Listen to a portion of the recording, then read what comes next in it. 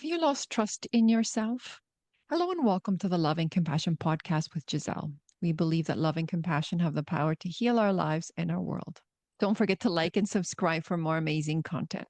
And if you'd like to support our podcast, please buy me a coffee at buymeacoffee.com/love and compassion. Today we're talking about trusting ourselves. And our guest today is Natasha Ramlall, who works with high functioning, capable women who feel the ground crackling beneath them after a difficult life transition. As an embodied integration coach, she reflects the somatic mapping required to heal, expand, and evolve from an identity rupture and navigate the space between who you were and who you are becoming. Please join me in welcoming Natasha. Hi, Natasha. Hi, Giselle. How are you? I'm great. Thank you very much. Thank you for being on the show. Just thank you. And I've really been looking forward to this conversation. So, yeah, I was wondering if you could tell the audience a little bit about how you got started in this work. it's such an interesting question because tracing that path, I always feel like I'm getting it a bit wrong because it's certainly not linear, that's for sure. But I do identify with that nudge telling you that something in your life is off. And it started off a little bit quieter, quiet enough that I could shove it aside in favor of familiarity and convenience and ease and comfort. But it just kept getting louder. And eventually I reached a point where I really felt like I needed to take a big step and change something. And I'd already been very deeply exploring the self improvement world and a lot of self study, a lot of readings and seminars and workshops and podcasts and all the different things. And I was fascinated and really drawn into everything that I was learning about the body mind system. And eventually I was led to coaching, and I started that certification, a dual certification in life and health coaching. And that really opened something up inside of me. But as most people who go into coach training come to realize, it's really just a foundation for a much greater and more specific way for each of us to understand our own experience and what we're here to contribute to the collective. And so from there, I was led into various other disciplines. One of my favorite offerings is around embodied dance, which is something that I offer in my local community. And it's become a really special and sacred practice for me, both as a participant and as a facilitator, and also various forms of breath work. And then I really came face to face with the limitations of doing healing work from that cognitive sort of behavioral coaching lens, and not to invalidate cognitive behavioral coaching, because I think it's incredibly powerful and that there's a lot to be gained from reframing and attending to our mindset and understanding the world through a new lens. But for people who are really in the thick of making a significant change in their life, they usually reach a point where that's just not enough. And so the additional training I have thrown myself into is embodiment. And I took some intensive training in embodied processing. And so from all of those different things, I've crafted what I feel I'm here to contribute in the ways that I'm here to be of service, which is bringing all of those different parts of the human experience into our own evolution and our own allowing the unfolding of what it is that we're here to be doing with this beautiful, miraculous experience that we've been gifted. So that was a very long answer. I hope it actually answered what you were asking initially. Yeah, absolutely. Yeah, I felt the same situation. I'm sure we've talked about this before, and I've talked about this on this podcast before that like my childhood dream was to work in child welfare. And when I started working there, I thought I was going to live and die in child welfare. And then I got a nudging to do something else, which is the things that I'm doing here, like working on this podcast and then working on a documentary. And I definitely had what you were talking about in terms of an identity crisis because in my previous world, when I had a quote unquote secure job, I was very good at what I did, very good. And I was very capable. I knew how to do it. I have two masters. I'm very educated. And so I was already trained. To me, I can do that stuff with my eyes closed.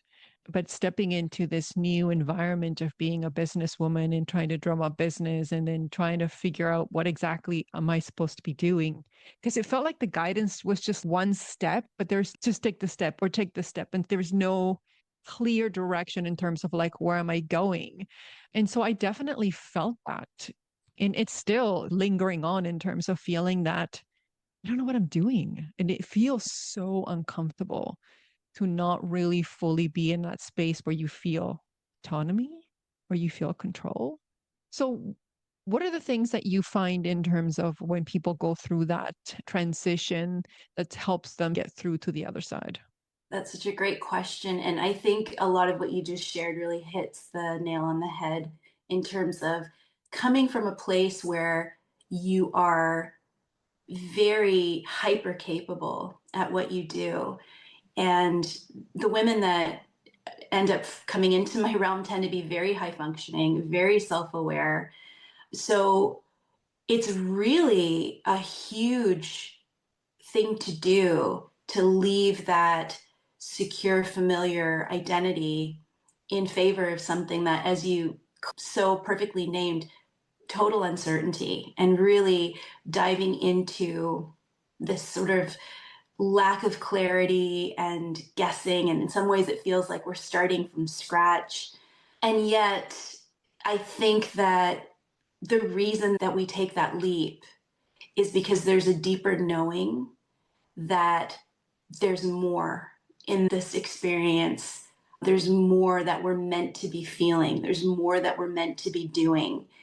And so, what I find is that we're taught that changes and transitions are an external thing, right? The circumstances change. And so, we simply need to get on top of managing those external circumstances, and then things fall into place and we step into this new stage or this new phase or this change that has been initiated. But what I'm here to scream from the top of the mountain is that the external stuff is only a tiny fraction, and what's really the juicy and important and essential part is the internal transition. What's happening within us when we are stepping away from something that feels like a profile of who we are at our deepest level, and recognizing that all along that's only been a mix of story and relationships and emotion and things that are not really the essence of who we are, but one expression of who we are. And that it's okay to move into a new expression. And unfortunately, that internal transition is not an easy thing to do, which you alluded to as well in your own journey. And I can relate in my own journey as well. We have to really go through the labor pains of birthing this new expression of ourselves into the world. And if there are any humans on here who have gone through the process of giving birth, labor pains are no joke. And so sometimes that will look like more of a fight flight level of response and reactivity, where we're busily trying to be overproductive and get things happening and get things in place, and it's really masculine energy fueled, and this idea that I can force my certainty into place so I can get out of this uncomfortable feeling of not knowing what this is supposed to look like. And because that's just not a healthy, balanced way to be in alignment with a new expression of us, eventually that's not gonna hold.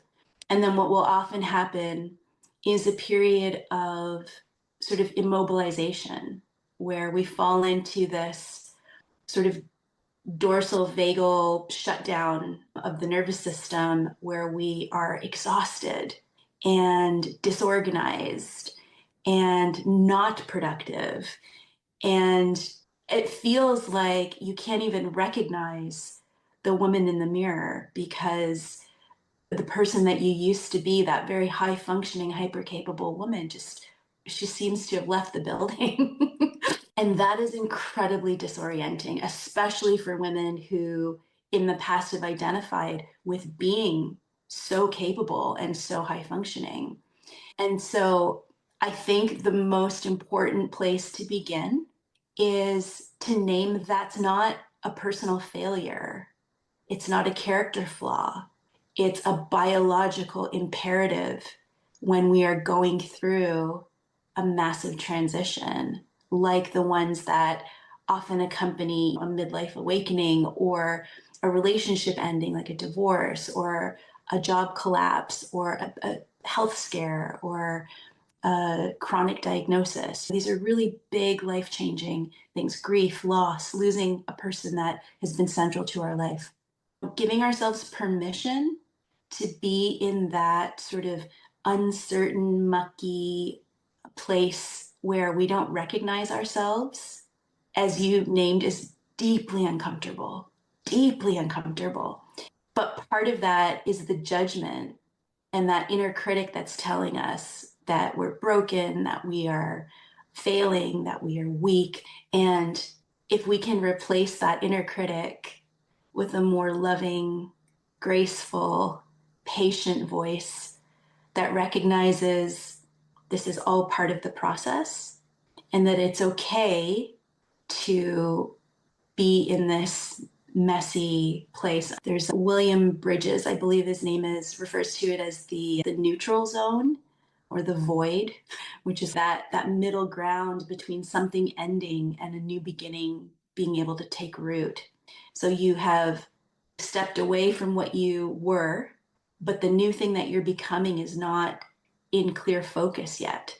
And that requires a really deep self trust and soul trust. So, trusting in yourself, but also trusting in something greater than yourself, holding you through that experience and making space for guidance to come in a way that is not forced, but is more received and more from that feminine energy, which again, it's something that we're not taught to embrace because it doesn't look like it's a productive thing. But sometimes slowing down to speed up is the best thing that we can do.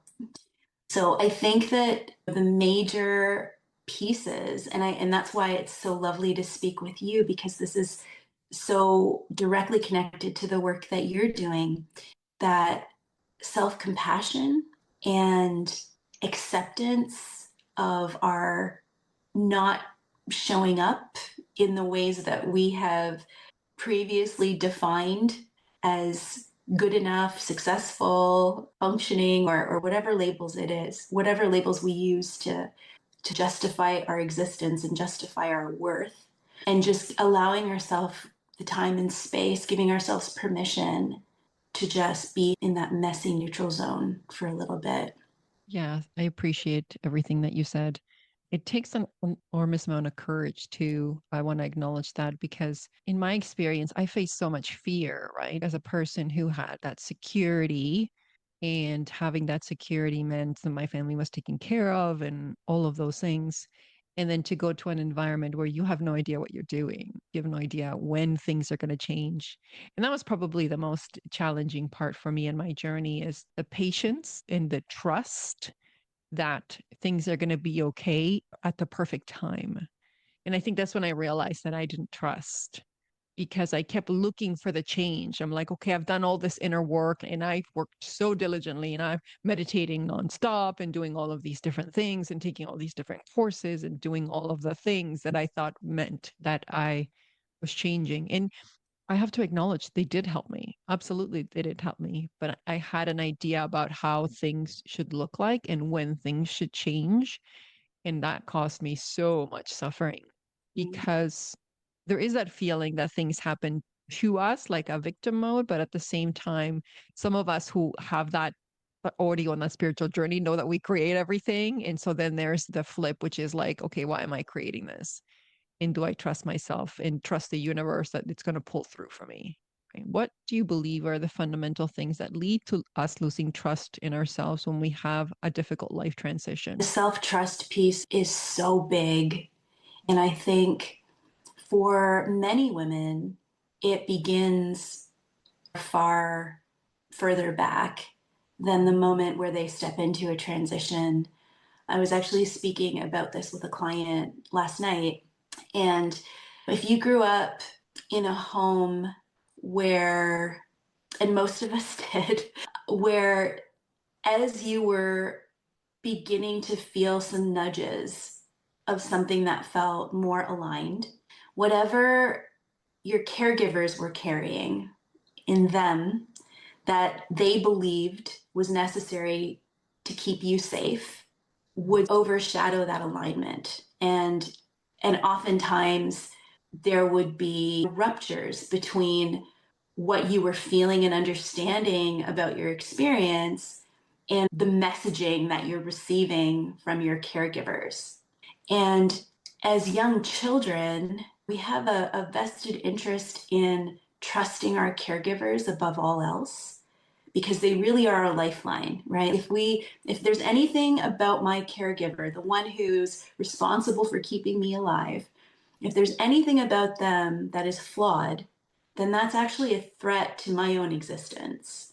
So as a child, rather than understanding that my caregivers, my parents are flawed humans with their own patterns and survival mechanisms that they're carrying and reacting from, we see them as perfect and we turn it on ourselves.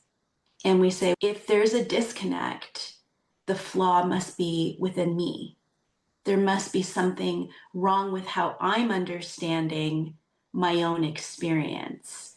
And this is particularly painful in families where those ruptures are never acknowledged, but they're swept under the rug in favor of keeping up appearances and worrying about the opinions of other people. Oftentimes these ruptures they get tucked away and they're never brought to light. They're never really acknowledged.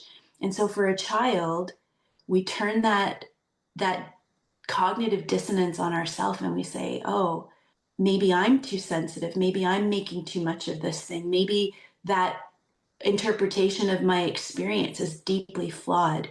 And so that breaking of self-trust begins at that very young, tender age where we start to doubt our own inner voice and that intuitive knowing that led us when we entered the world. And it starts to get overshadowed by this primal need for love, safety, and belonging, which is also important.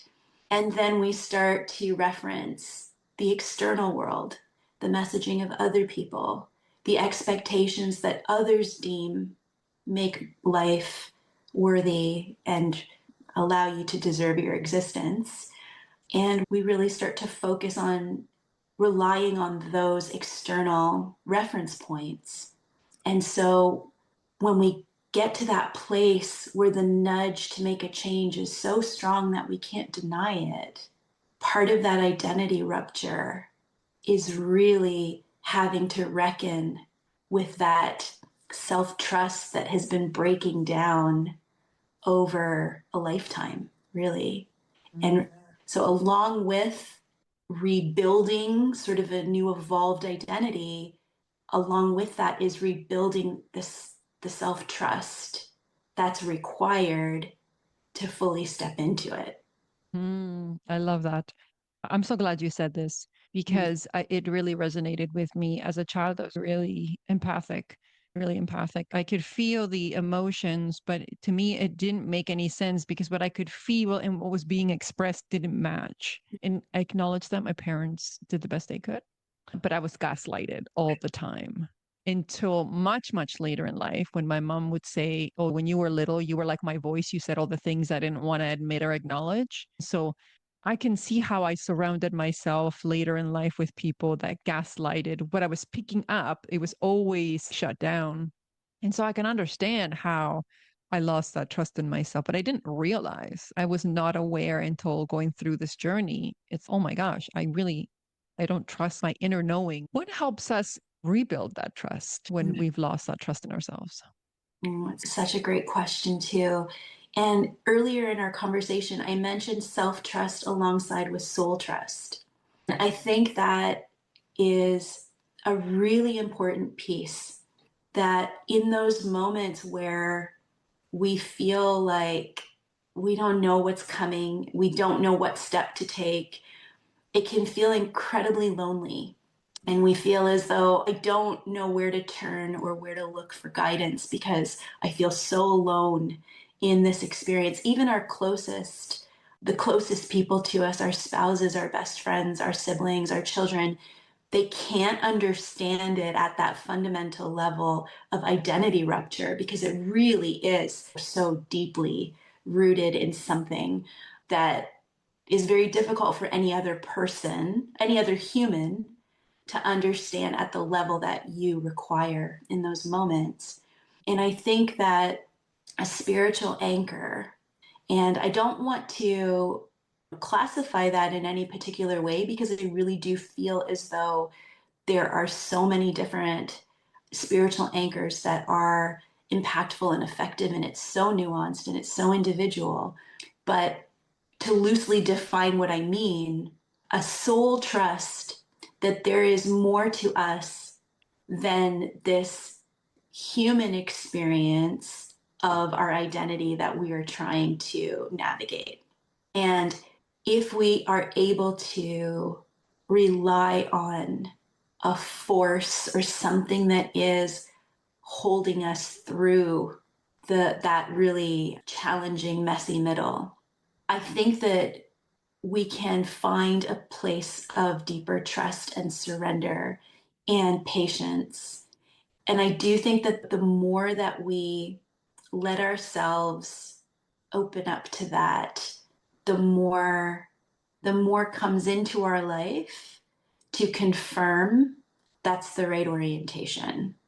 And then when you don't feel as alone, I think that's a really big piece in holding us through all of the toughest moments of our journey is not feeling as though we're abandoned in it, but that there is something at play, an orchestration that's greater than we can understand. So I think that that connection to a spiritual anchor is a really important piece. And I hear that a lot of people, when they're going through the most difficult and challenging moments of their life, that is the thing that they eventually turn to, whether they have their whole life or whether it's the first time ever.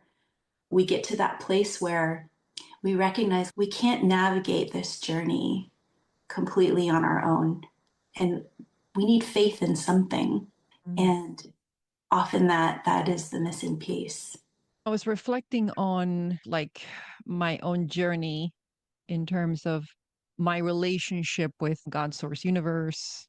People call it Gus, God, universe, source. And when I was younger, I used to have so much faith in the universe, and I experienced so many magical things that happened to me. If I asked for money, it would just show up. If I got lost, I would ask for the guidance and like it would tell me which way to go.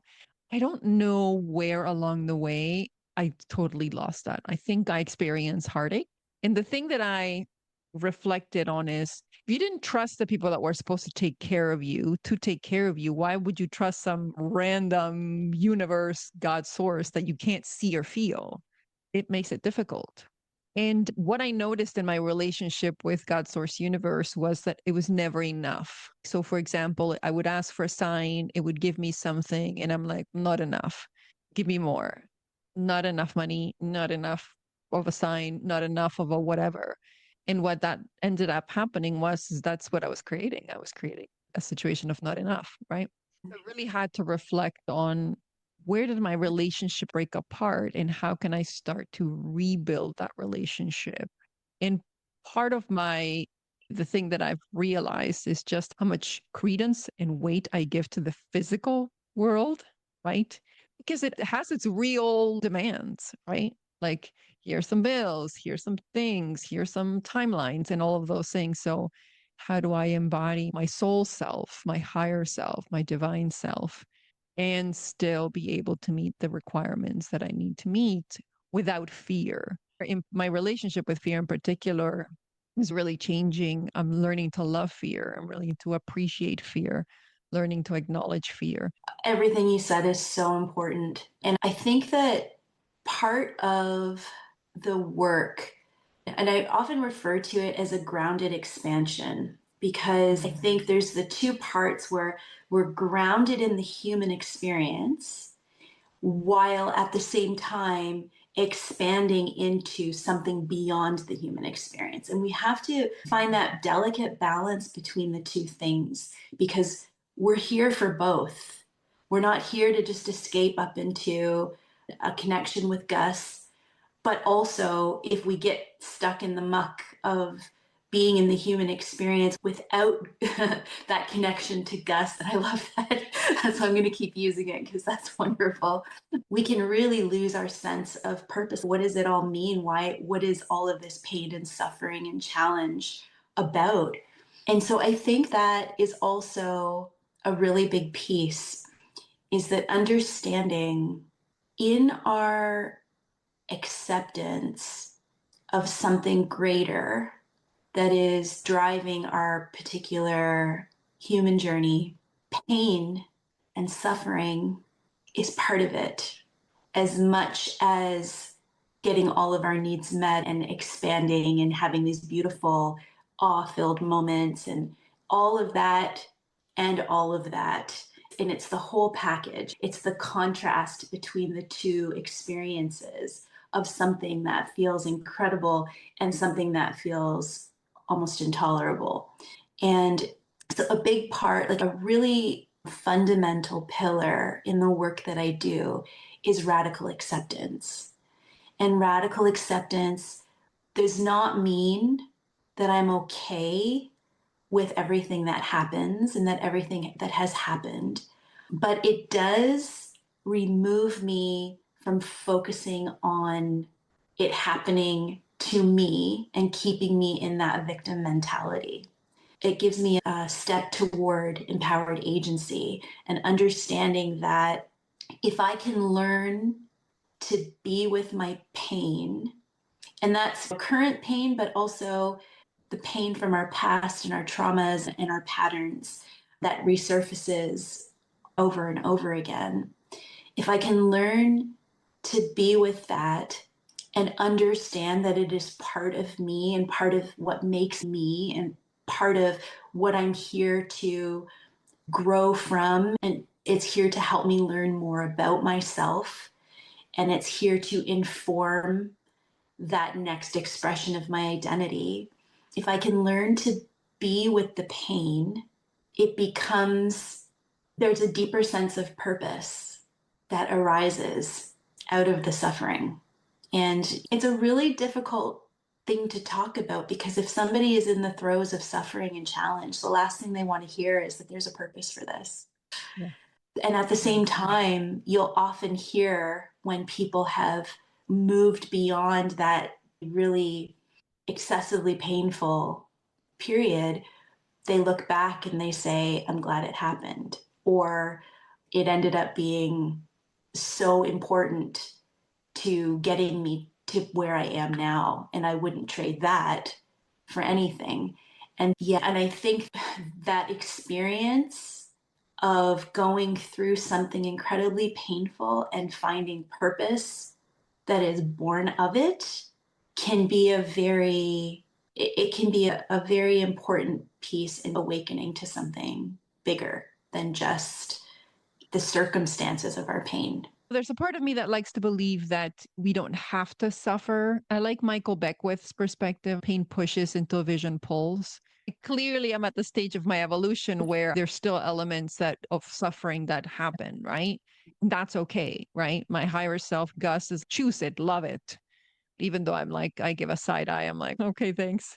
I do like to believe that there's an element where we don't have to, that doesn't mean we don't experience pain, but the Mhm. suffering part of it can be something we don't necessarily have to choose Mm, once we get to that point of our evolution, that we understand our bigger purpose, our bigger vision, and so on. I have to admit that, and I'm admitting it to help my listeners. I was angry with Gus for a very long time because things did not happen the way that I expected them to. And I had to admit that to myself. If I was being guided to do one thing, I did it. And then I was guided to do something else, and I did it. And I kept doing it and doing it. And I didn't feel like, from a financial perspective, that things were flowing, that things were moving, right? And I'm like, I'm doing all of the things, right? And so I was so frustrated. And the perspective is always patience, patience, right? And I will say that the guidance now it's done. And so let's talk about our relationship with patience. This is something that I really gotten to have to embrace. So my relationship with patience is really changing. When I feel impatient, I now acknowledge impatience and say, it's hard to wait. It's hard to do that. It's scary to wait. It's scary to do that. But it took a while for me to get here and to acknowledge the fact that it was my own impatience that was holding things up, and realizing that my time and Gus's time isn't the same time. So, can you talk a little bit about that? oh, patience. Yeah. And we're at a time in humanity where that is, I mean, it's what's happening in our world is completely at odds with what's required of us to embody more patience in our journey, right? Like we're living in a more immediate gratification, immediate answers, immediate turnover. We don't need to wait for anything, and that's considered progress. And at the same time, it has us speeding up, and just everything is getting so much faster. And I really think that in order to align with that self trust, soul trust, radical acceptance, unconditional love, and self compassion, all of these different things that we've touched on, we have to slow down. We have to slow down the pace with which we're trying to move through this journey. And I recognize as I say that, I'm speaking from a very privileged place because there are a lot of humans who do not have that option. And so I definitely want to name that there are different stages and phases of our human experience. And I am speaking only at the one that I am fortunate enough to be living, which I think hopefully many of your listeners can resonate with my privilege as well. Um, so I just want to say that I don't want to make a blanket statement for Yeah. all humans because I recognize that we are all at different points of this experience and this journey. But slowing down and allowing time and space to expand by the very act of slowing down, I think it it allows your patience to grow and expand within you because life looks different when we're not rushing, when we're not overly productive mode, checking things off our to-do list and then getting to the next thing and always focused on the next thing that has yet to be accomplished. When we reorient to understanding that this is our life and our best way of approaching it is to be present within it as much and as often as possible. Life looks different. It starts to look less about the boxes that we're checking or the expectations that we're meeting outside of ourselves, and more about the experience of being in our life. And it's so counterculture in the West in particular, right? We value, and just referencing that masculine, feminine energy again, and that's not, we're not talking about men and women, we're talking about the masculine and feminine that exists within all humans. But we've really overvalued that masculine driving energy. And the messaging is always biohack your way into whatever existence you want to create for yourself. But I think part of really coming into relationship with Gus is to understand what is within our control and what isn't, and releasing the need to control our lives into a particular expression. That's a hard thing to do. That's a really hard thing to do. And it requires patience and it requires trust. And again, all of the different things that we've spoken about. But I think that it is the requirement to understand if I am if I am achieving, what is it behind the desire that's driving me to do this thing? What is it that my deeper longing is? And if I get really honest and clear about the emotional driver of everything that I'm doing in my life, I can maybe release that need for controlling how I arrive at that emotion that I'm seeking. And I can be in action. I can do the things that make sense for me, that feel good to me, that feel guided. But then I also have to acknowledge that, and part of it is out of my hands.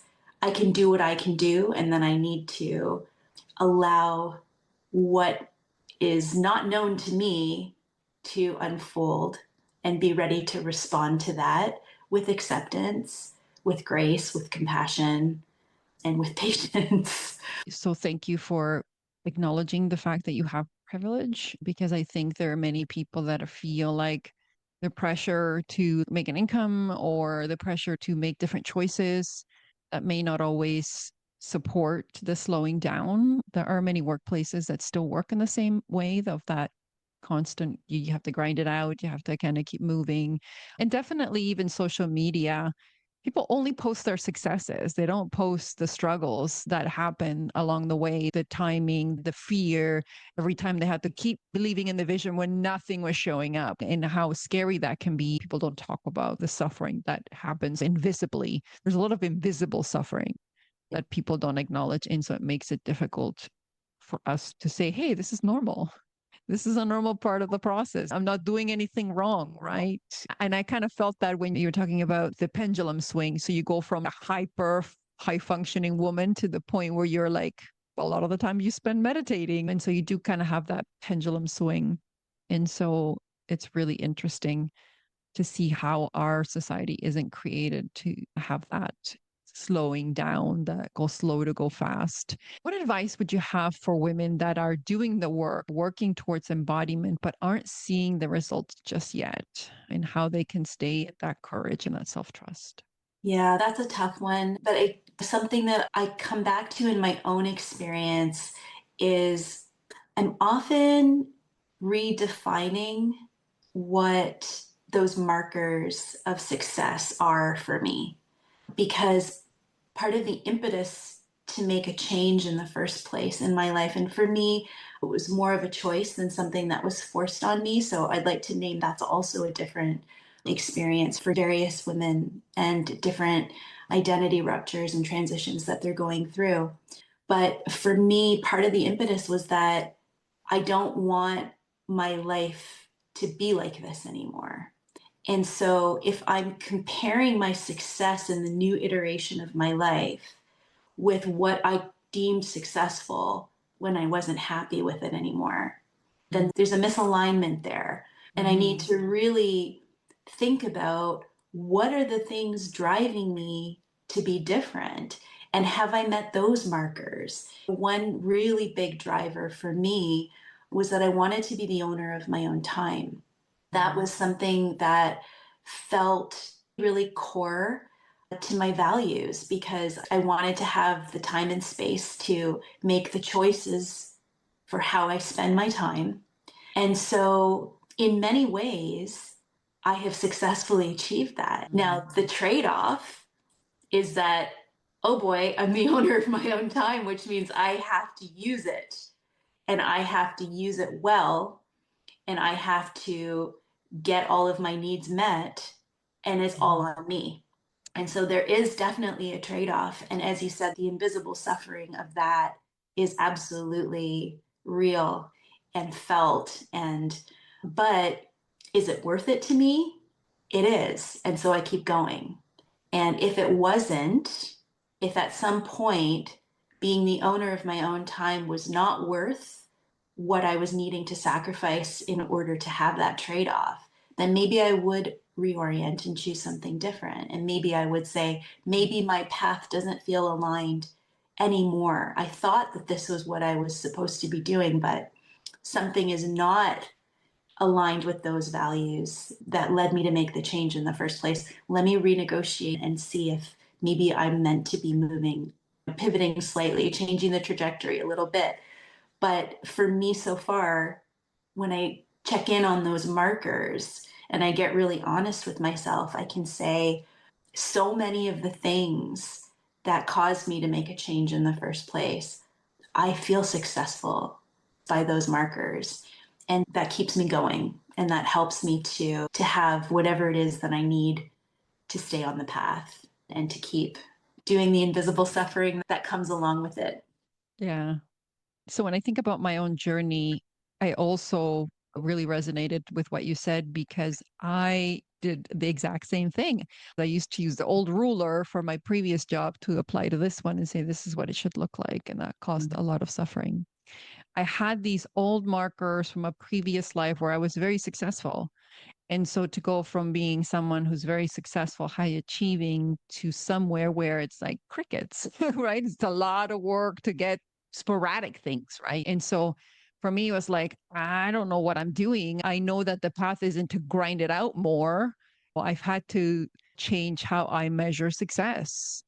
Instead, I've become Mm. super grateful for every little tiny thing, every little thing that I have. I'm grateful for, so grateful, and constantly saying that to myself. And that has been a really positive experience in acknowledging the positive that my work has on people and on society has also been really important. And when I started to acknowledge that, I started to get external acknowledgement. Isn't that interesting? Talking about invisible suffering, I think this is a really important thing that I want to touch on. There were so many times in my life where I didn't share with people that I was suffering. I don't know if maybe it's because I was conditioned to not unburden my suffering on other people, or because maybe I thought they couldn't hold it. And so sometimes I had observed that some people in my life, there's a lot of superficiality, right? There's a lot of protection, Mhm. right? And so we people that I really trust in my life, like my sister and my mom, we talk about everything, right? Like I have no problem being completely transparent. And I'm like, oh, like allowing myself to just flood and kind of dump my bucket and they reassure me. But there's other people in my life where I've noticed just how much invisible suffering happens, but there's a need to protect yourself from being vulnerable. And so I see that so much in our society that the need to protect ourselves from vulnerability prevents us from addressing and talking about our invisible suffering. And in this culture right now on social media of everybody has to be happy and look at all the positive things that I'm doing, there doesn't seem to be any room for people that are being genuinely vulnerable and saying, I don't have my shit figured out. I don't. I'm just winging it out here and I'm trusting. And every day I'm taking a step towards trust and taking a step toward courage. And so I think that we need more places that are authentic in order for us to address our invisible suffering. I'm just curious as to your thoughts. Yeah, I agree with you 150% that we need more spaces to practice authenticity. And I'm very deliberately choosing the word practice because I think that one of the reasons why it's difficult to be vulnerable about our invisible suffering is because in a lot of contexts, we've framed our invisible suffering as a weakness. And so it's a threat to that mask identity that we Yeah. are using.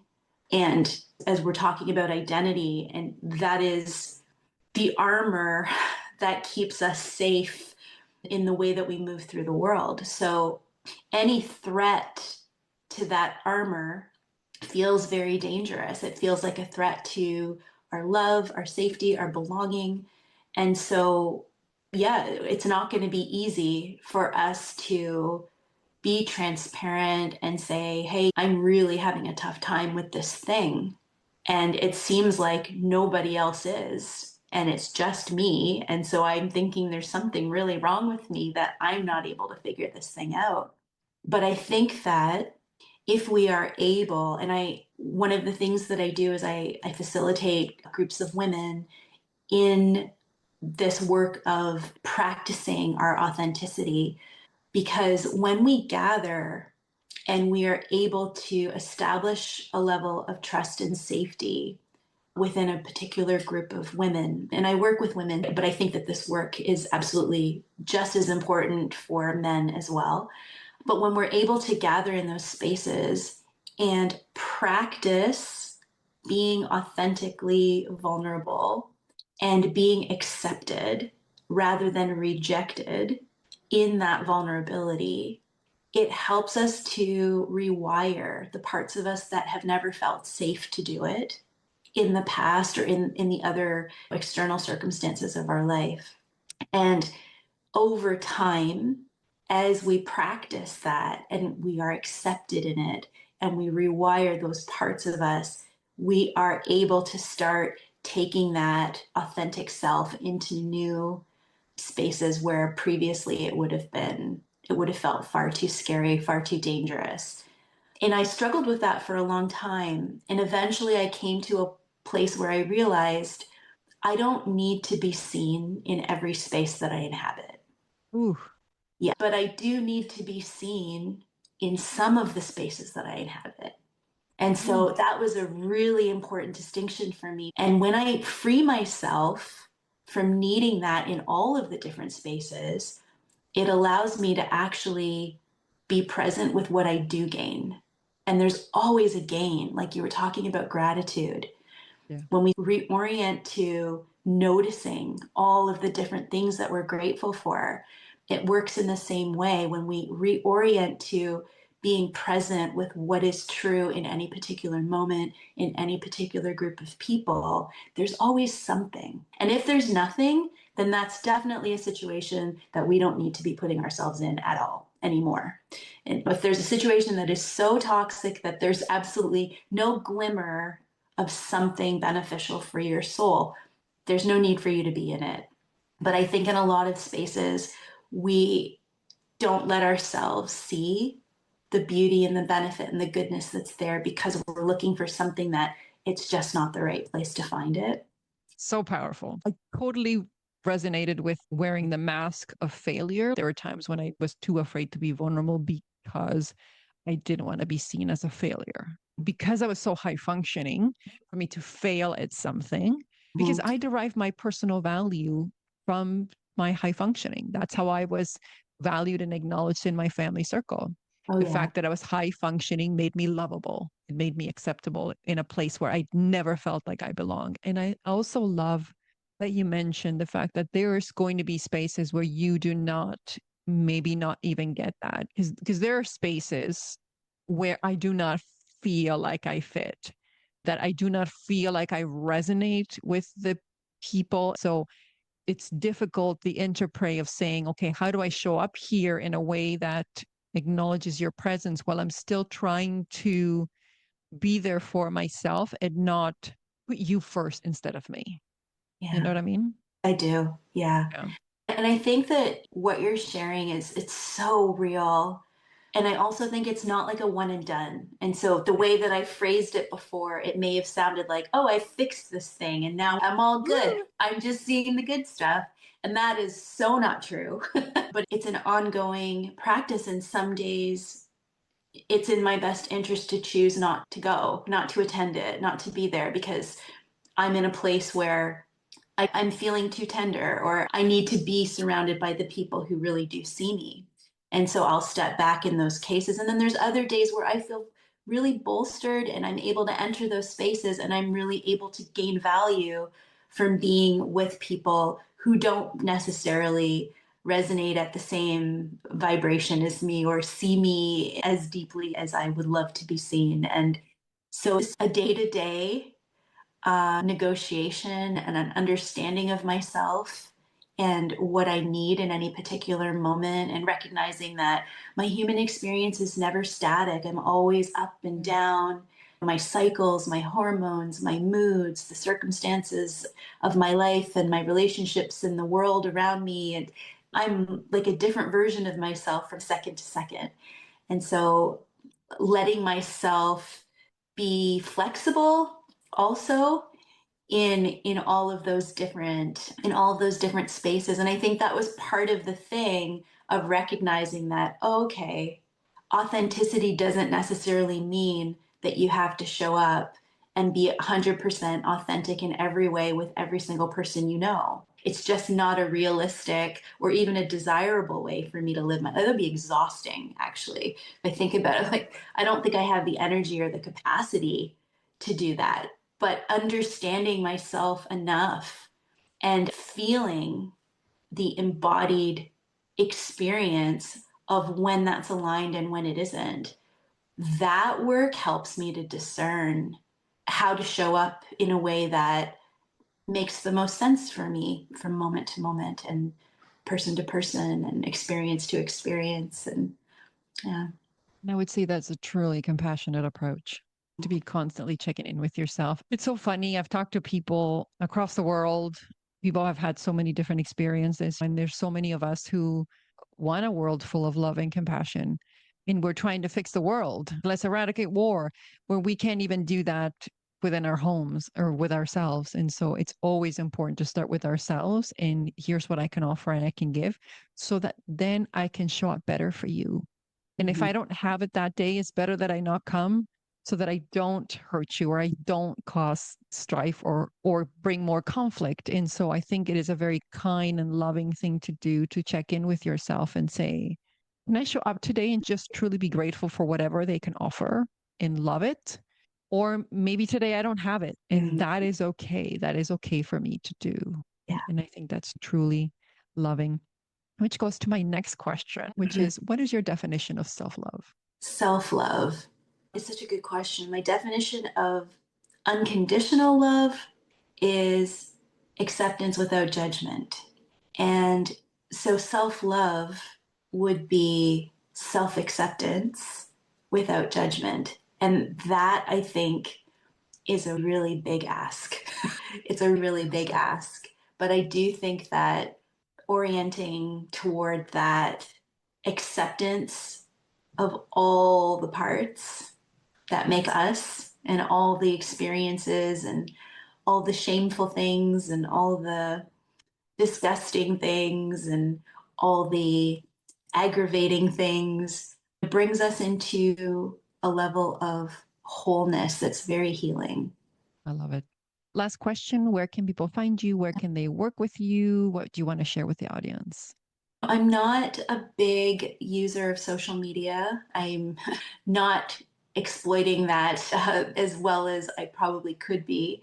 So the best way to find me is just to visit my website, and that is Humanist Coaching CA. And there's some different free resources. There's one right now that is really wonderful for women who are navigating an identity rupture, and it's a guided audio and it helps us to resource into a felt sense of safety within the body, which for me is ground zero, like step one, foundational to doing any kind of embodiment work or any embodied exploration. So it's a really great resource, and I hope your listeners will go check it out. Thank you so much, Natasha, for this incredible conversation and for coming and sharing your wisdom. And thank you to everyone who turned into another episode of Love and Compassion Podcast with Giselle. See you soon. Thank you.